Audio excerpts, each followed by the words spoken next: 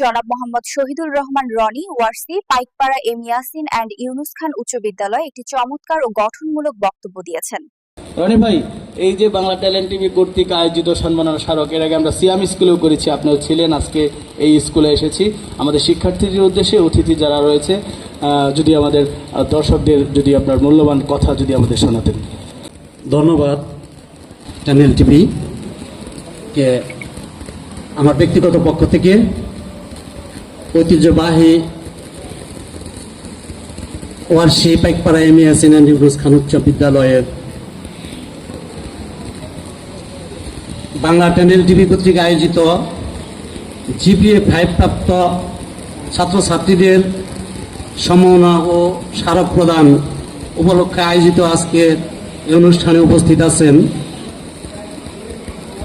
অত্র বিদ্যালয়ের প্রধান শিক্ষক আমার শ্রদ্ধেয় স্যার জনাব আমিনুর রহমান খান।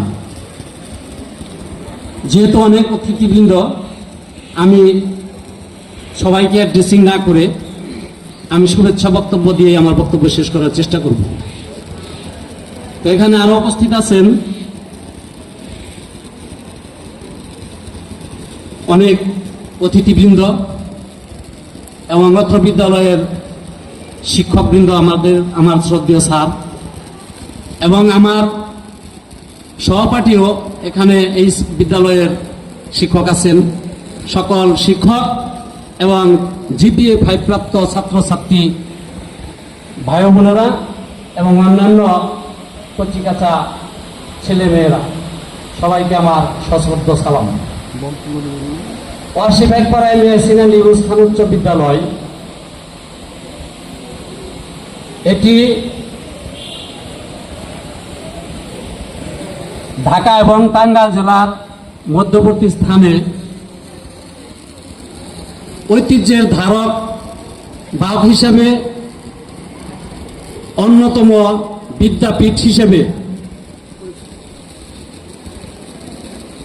শ্রেষ্ঠতম রাজপ্রাসাদ হিসাবে আজও পর্যন্ত বিদ্যমান আছে, থাকবে। এই প্রাচীনতম বিদ্যালয় থেকে শত শত শিক্ষার্থী মেধাসম্পন্ন অর্জন করে তারা বাংলাদেশের সুনাম অর্জন করে এবং বাংলাদেশের বিভিন্ন উচ্চ পর্যায়ে সরকারি বেসরকারি প্রতিষ্ঠানে তারা রয়েছেন। এবং আমিও এই বিদ্যালয়েরই 92 ব্যাচের একজন ছাত্র।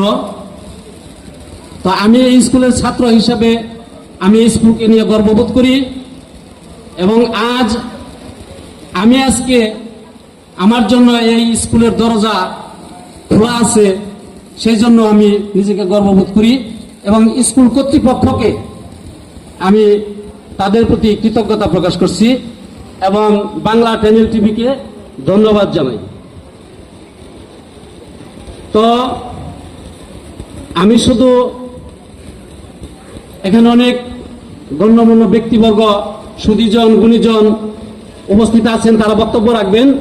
আমি শুধু একটা কথাই বলবো, এই যে ছাত্রছাত্রীরা, আমি সকলের উদ্দেশ্যে একটি কথাই বলবো, এখানে যারা উপস্থিত আছেন তারা যে বক্তব্য দিবেন, তারা যে আলোচনা করবেন, সেই আলোচনাগুলো আপনারা খুব মনোযোগ সহকারে শুনবেন এবং সেগুলো লালন করবেন, সেই অনুযায়ী চলার চেষ্টা করবেন।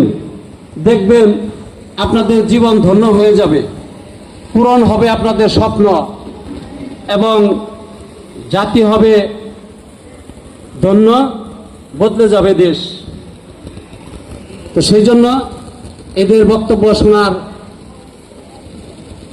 আহ্বান জানিয়ে এবং আমি আরেকটা কথা বলে শেষ করব, যেটা ধারাবাহিকভাবে যেন আপনারা বজায় রাখেন, সেটা হলো আমরা এসএসসির 92 ব্যাচের ছাত্ররা আমরা একটা কর্মসূচি হাতে নিয়েছি। আমরা ইতিমধ্যে বিভিন্ন আমাদের গুরুজন, শ্রদ্ধাভাজন শিক্ষার্থী যারা অসুস্থ আছেন, আমরা তাদেরকে দেখতে যাই। ইতিমধ্যে আমরা সচিন স্যারকে দেখতে গেছি, তারপর হরিপদ স্যারকে দেখতে গেছি এবং মেঘলাল স্যার তারপরে ভূপেন স্যার, শামসু স্যার এবং কোহিনুর স্যার সহ যারা অসুস্থ আছেন তাদেরকে আমরা দেখতে গেছি। তা আমি আপনাদেরকে এই কথাই বলতে চাই, আপনারা জিপিএ 5 পেয়েছেন, আপনারা বিদায় নিয়েছেন, কিন্তু এই বিদায় যেন চিরবিদায় না হয়। আজকে যারা শিক্ষক মন্ডলী এখানে উপস্থিত আছেন, আপনারা যখন বড় হবেন আমাদের মতো, এই শিক্ষক মন্ডলী ওনারা তখন বয়োবৃদ্ধ হয়ে যাবে, তখন আপনারা এদের প্রতি খেয়াল রাখবেন। এই ধারাবাহিকতা যেন প্রত্যেক ক্লাসেই থাকে, এই আহ্বান জানিয়ে আমি আমার বক্তব্য শেষ করছি। ধন্যবাদ সবাইকে। আসসালামু আলাইকুম। অনেক অনেক ধন্যবাদ।